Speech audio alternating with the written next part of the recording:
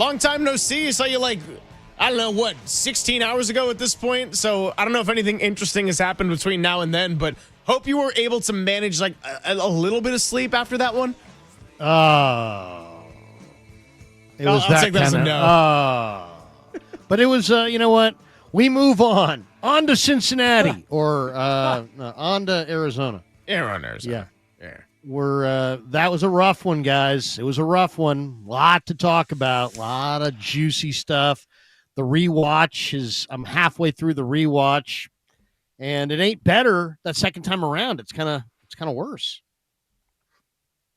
Yeah, I'm with Really you, is. Krug. The rewatch was worse, just in terms of the way the 49ers defended above everything. I mean, we were doing our 2 words breakdown, and I didn't even need 2 words. I thought from the standpoint of the Rams offense against the 49ers defense, the Niners were just completely overmatched in this game. Game plan, execution, knowing the personnel on the field and the personnel you want to get to. I mean, there was just a lot of open space for the Rams to kind of do whatever they wanted to.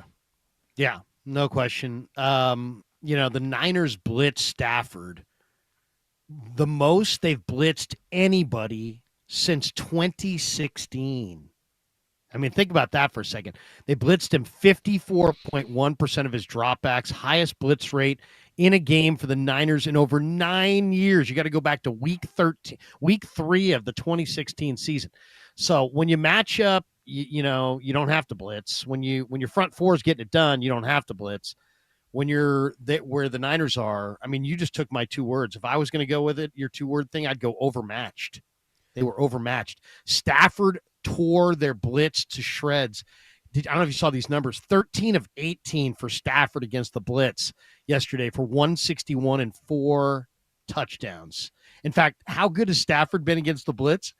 13 touchdowns against the blitz over the last 3 weeks. It's 6 more than any quarterback in a 3-game span over the last decade.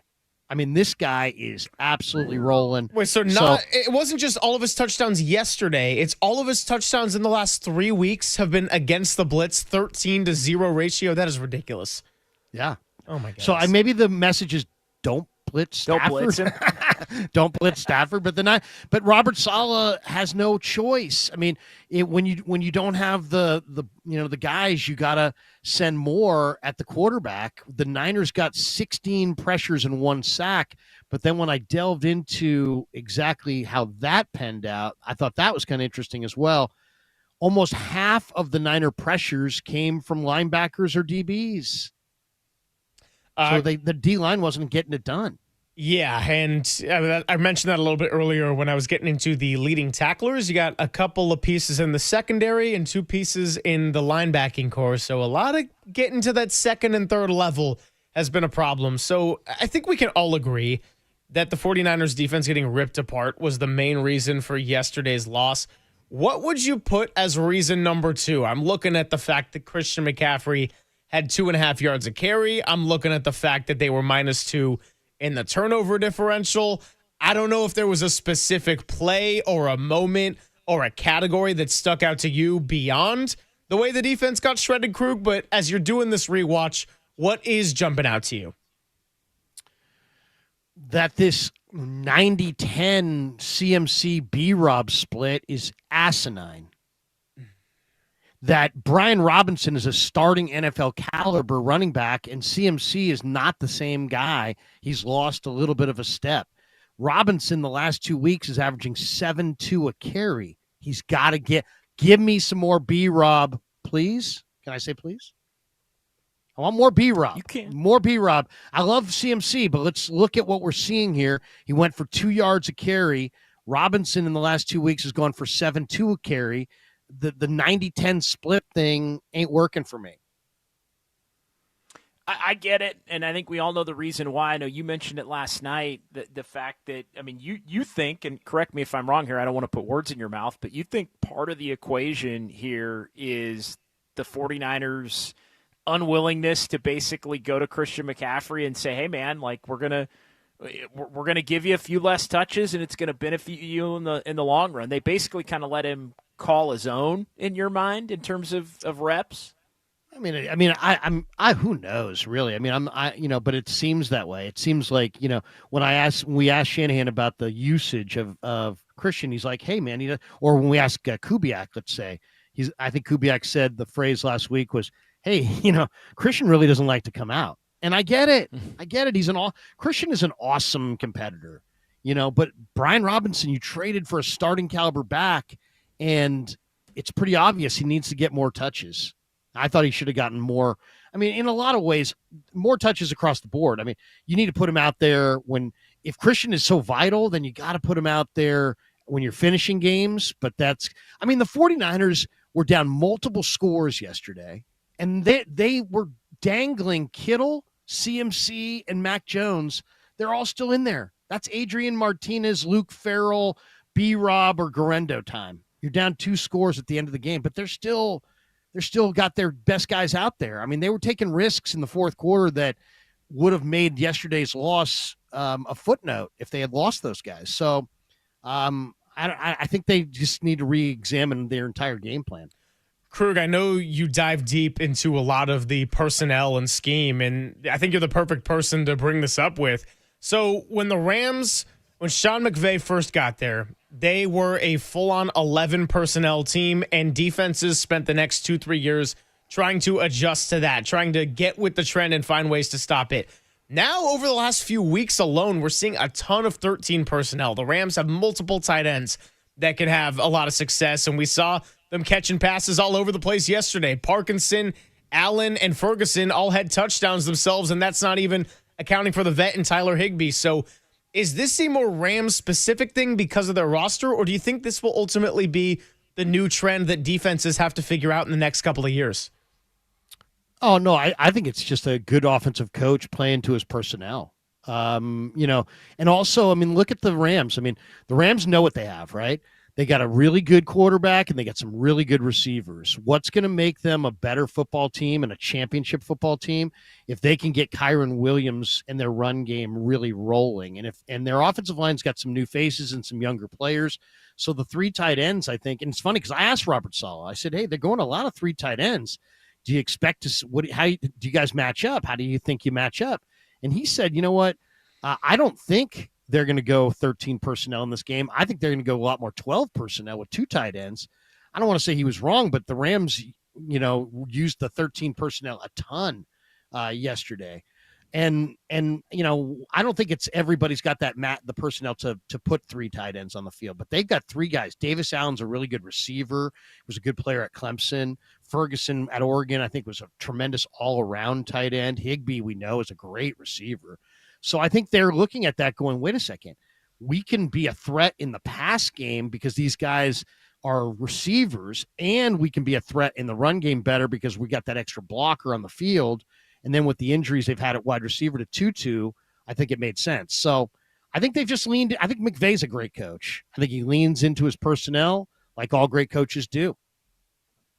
Krug, as you look at kind of the big picture, we've been getting into this a lot here for the first 3 hours of the show. How much of what went wrong for the 49ers yesterday is, hey, that's a really good team they're facing, an excellent offense that they're facing, and we all know the Niners defense is depleted, really, beyond anything that anyone can imagine.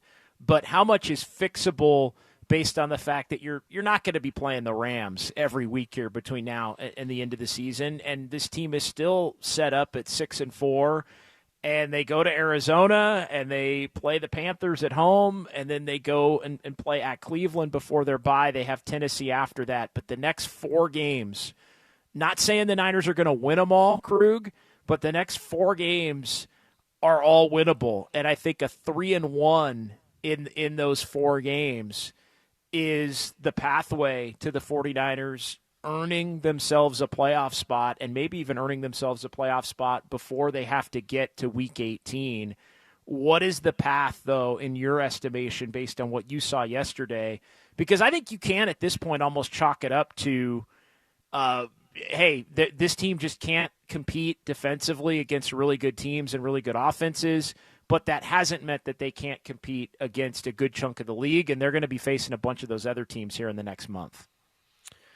If you can't move the quarterback off the spot, the quarterbacks in this league are going to roast you. And Jacoby Brissett is next. So get ready for him. And you better be able to move him off the spot. And if you want to watch a good film, go watch the Seattle film against Arizona. Seattle ran the ball all day, up and down the field. You have McCaffrey and Brian Robinson. You have two starting caliber NFL running backs. Run the ball. Run the ball. Run the ball because you need to, have balance. Run the ball because you need to keep your defense, which is overmatched, on the sidelines as much as possible. Play complementary football. And it's not just like a suggestion. It's like an order. You know what I mean? Play complementary football. I mean, it's like it's not like what if you don't? No, you got to really protect this defense. What you saw yesterday was really bad. The 49ers couldn't put any pressure on the quarterback, no impact on Stafford. By the end of the game, their young DBs are yelling at each other, pointing the fingers at each other, screaming, arguing. I mean, it's miscommunications against all kinds of motions, basic stuff that, training camp level stuff, but they're still battling with it because there's so many young players, so many new faces back there. So this thing can unravel on you on the back end if you don't get any pressure up front. So, and you're probably not going to be able to get too much pressure up front. So you got to protect your defense by running the ball, heavy run game. And then you got to decide where are you best on the line of scrimmage.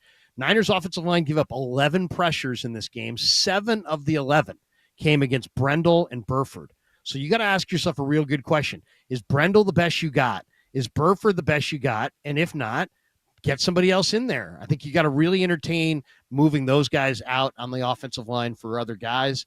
And Robert Saleh's going to have to scheme it up on defense. I don't know what they're going to do. Maybe they're going to have, they can find a defensive end that can help them on the scrap heap somewhere. But, man, they need help up front. Beal had a pretty good game yesterday. I mean, I was looking for a good game from Beal. He played pretty well, but he still isn't getting to the quarterback, like a guy who's 6'4", 260 with 4.4 speed should. So I would say they got to look internally. These games, none of these games are gimmies. If you can't pressure the quarterback, every one of these next 4 or 5 quarterbacks, Cam Ward, Bryce Young, Jacoby Brissett, obviously Darnold at the end of the year, obviously Daniel Jones, these guys will beat you badly if you can't get heat. So it's going to be on Saleh to try to figure out how to get heat with what they got. A few more minutes here with Larry Krueger. Yeah, we were saying earlier that none of the games left are gimmies, but if you can't find a way to beat the Titans, that one would admittedly sting quite a bit. But you don't have to worry about that right now.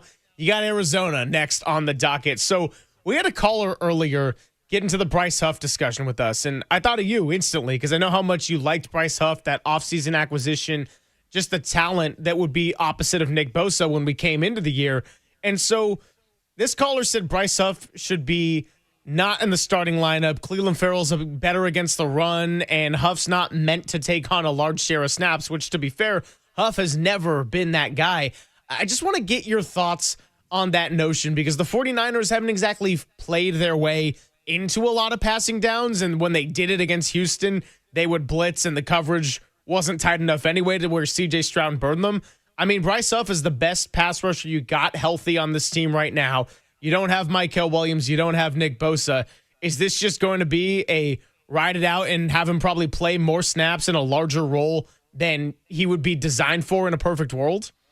I mean, I agree with him. I think they ought to get, lessen his snaps but teams are throwing on every down though. It's a passing league. So you want him in there, but man, he's not in an ideal world, if you had a deeper rotation, a better line, you could just put somebody else out there on first and second down, and Bryce Huff could be your revved up, unbelievable, fast off the ball, quick twitch, defensive end, third down destroyer. In an ideal world, that's what he would be. I mean, that's what Roseman wanted him to be when they brought him there to Philly, but he just didn't fit the scheme as an outside backer. So, yeah, on this team, though, I mean, I get it. I mean, they're going with the best they got. I mean, he's the best they got, so they got to put him out there. And, yeah, they probably are going to have to play him a few more snaps than they want. But eventually he loses effectiveness if you play him too much. So they really have to balance that. I mean, which is why they needed some bodies. I mean, all the talk about Trey Hendrickson, I never really was all that fired up about that idea, but I was really totally bought into the idea of they need some help, and they didn't really get that. So hopefully they can either generate something internally or find somebody on the off the street that can help them, because they do need a little bit more heat up front. There was some confusion yesterday. I think the 13 personnel was part of it. I mean, the Rams really, brought Luke Gifford into the game. He really struggled. He's somebody that I think other teams are going to look to attack. But there was also confusion when they wanted to get to that big nickel and who's coming off the field and who's coming on. How do you see the back end for the Niners, the back seven? For the Niners here. We know it all starts with the pass rush. We know they don't have the pass rush. But how do you kind of evaluate the way the 49ers try to look to defend with the back seven here and with what they have? Well, I mean, it's not like you're going to panic or anything. You have Daniel Bullocks. He's a good coach. You have Gus Bradley, who's one of the best defensive backfield coaches, in the league today. Obviously, Robert Saleh is thoroughly competent, and you just stay with your instruction. It's like everybody's taking, French 1A or something. It's not, you can't just get to French 3 because you want to snap your fingers. You gotta keep going down that road. You keep coaching them up. You keep emphasizing down and distance, and here let's read our keys and let's get into our tendencies, and let's make sure we know who we're going against and what they like to do and what their strengths are and who can run by us and who can we hug up on. All the men, just continuing to show them the differences in the nuances between college preparation and pro preparation. And it's a process, man. It doesn't happen overnight. So, yeah, believe me, I like their players back there. I think Upton Stout's a real good player. I think Malik Mustafa's a real good player. But you know what? Right, Mustafa doesn't quite look the same right now. It's like he's a little out of rhythm. Maybe he's a little rusty. And it doesn't, it's not a straight line to improvement. There's improvement. There's back. You take steps forward and take steps back. The hard thing is without the pass rush, they're going to be exposed. And they're going to be, burned a lot, and then they're going to be potentially pointing the fingers and at each other, and it breaks down. So I think more than anything, you just got to emphasize, let's stay within ourselves and let's stay together. Let's stay, let's play the game right, but let's also not point the finger when things go wrong, because things are going to go wrong. We're going to be under duress. It's just reality. So instead of like being surprised by it on game day, let's expect it, and let's stay together. Krug, to try to end it on a positive note here, Mac Jones back in week 5, he got nearly knocked out of the game when going against this Rams team in that front 5. Yesterday, it was much better. He did not take a sack. He was not under nearly as much pressure as he was when he was grabbing at his calf, and we thought Adrian Martinez might be coming into the game. So did you see a little bit of promise from the O-line yesterday? That's one area where this team has gotten a little bit healthier. Burford coming back, Ben Barch opening the practice window. Does that bode well for the rest of the season after they had that kind of performance against the LA front 5? There were some definitely good things from the offensive line. If you looked at the breakdown, though, Brendel still had the worst pass protection number. Yeah. So that would be the concern is how effective is he in the middle? But if you looked at he had a 34 pass block grade, which was the lowest on the offensive line of any of the linemen.